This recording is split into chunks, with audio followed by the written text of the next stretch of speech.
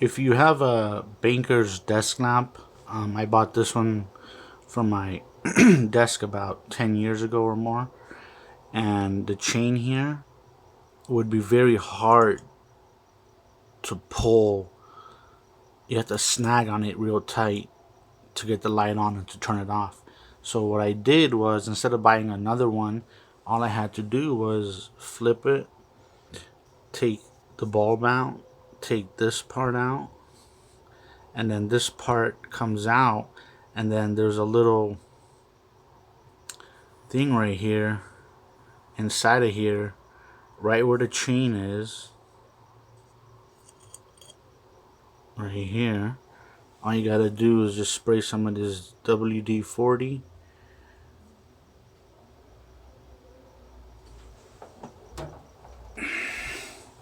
and it works good. Almost brand new, see?